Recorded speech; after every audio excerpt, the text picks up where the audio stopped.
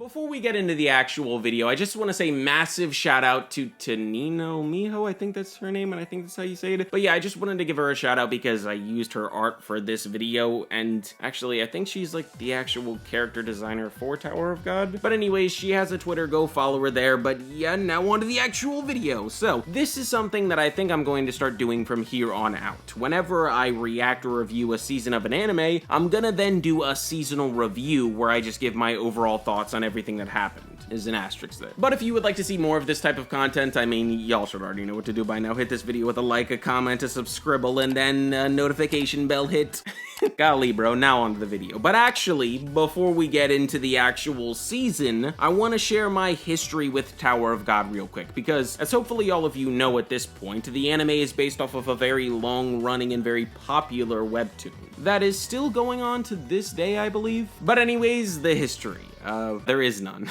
Like, I read webtoons and I've known about the app and the site and all that for a very long time, but up until Crunchyroll had announced that they were making an anime on Tower of God, I had never ever heard or seen anything about it. Now, the reason why I'm telling you this quote-unquote history is because I want to make it crystal clear that I had zero expectations for this show. I had zero preconceived notions. I had literally no idea what the show was going to be about. The whole reason I even started reacting to the show was because I wanted to introduce the idea of me making content on webtoon stuff on the channel. Because Crunchyroll, at around the same time I believe, had also announced that they were going to be making an anime on the God of High School, which is a series I am very familiar with. And it's something that I'm going to be covering on the channel heavy when it drops, so stay tuned for that. But yeah, in all actuality, Tower of God was really just supposed to be like a stepping stone, because again, I had zero expectations. I didn't really care about the show. I was the tiniest bit interested, but that was it. Then the first episode dropped. Now, if I'm remembering correctly, I think like the general consensus of that episode was that it was like super mid. And I actually saw a few people calling it like really, really bad. However, in my case, I thought the first episode was pretty good. It wasn't revolutionary or anything, it wasn't the greatest first episode of all time, but it was very intriguing and it left me with a ton of questions that I wanted answered. Then the second episode came out, and this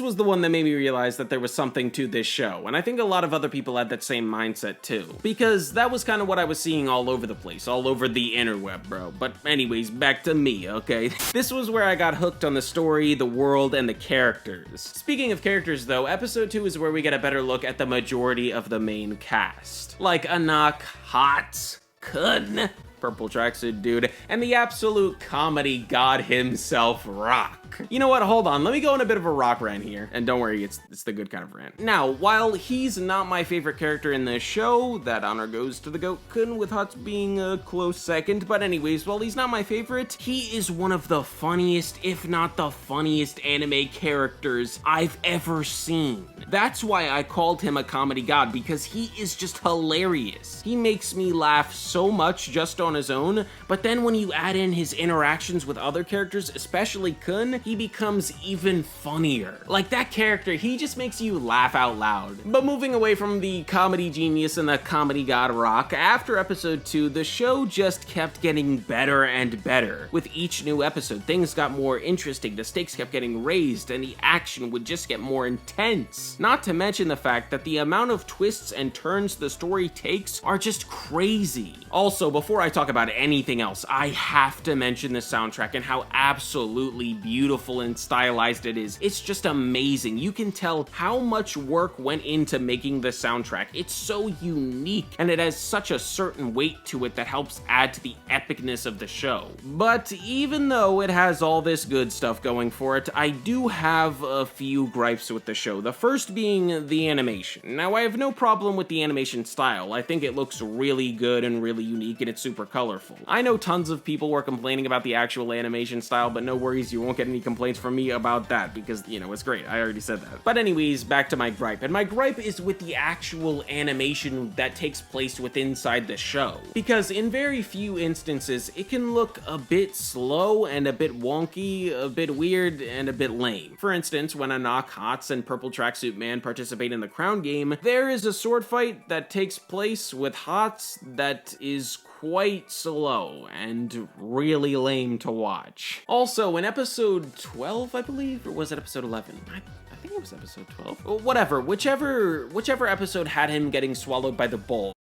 The actual animation of him getting swallowed looked so bad, dude. But like I said, there's only a few instances with stuff like that, and overall I think the animation is really good, and it just gets better over time. Now though, on to my second and really my final gripe with the show, and that gripe is that the show can get pretty confusing. I know I might not be in the best position to say this, considering I was reacting to the show, so while I was paying attention to what was going on, I was also talking a lot, so that would make me miss out on a couple things here and there, thus making the show more confusing for me. However, I did get a few comments from people over and over again calling the show confusing as well, and I'm assuming they were just watching it normally on their own. However, there's no really like fixing this though, because that's just the nature of the show. It can get a bit confusing at times, but rewatching those confusing moments can give some clarity and better understanding. But yeah, all things considered, I'd give this first season of Tower of God a solid 8.5 out of 10. Overall, the show is just fantastic. Even though it does have some minor issues, it's still great, and it leaves you craving a season 2. Speaking of a second season though, I find it weird that at the time that I'm recording this, there still isn't a confirmation of a season 2. I think it'll definitely happen. I'm like 80% sure that it will, but I'm saying it's weird to me that it hasn't already happened. But with all that said, it is now time to close out this video. So thank you all very much for watching. I hope that you all enjoyed. If you did, well, I mean, y'all already did what you needed to do. So I will hope to see you all in the next one. Peace out, everybody! Actually, one more thing. Let me know in the comment section down below if you guys would like to see me make a video on what I'd like to see in a season 2 of Tower of God. Now, bye.